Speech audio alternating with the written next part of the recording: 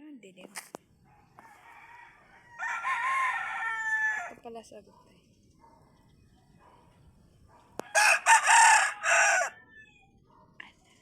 Ang galing. Ang galing naman. Seryoso. Ang talas ng pandinig niya kasi. Tingnan. Wow. Tingnan natin. Let's count how many sounds we can make in 1 minute. That's 2. Aangat na yun.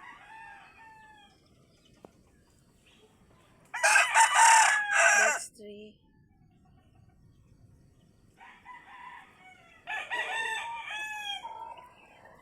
Uy, ano yun?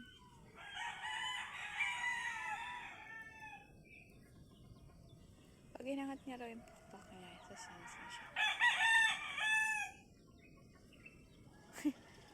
Nakatingin.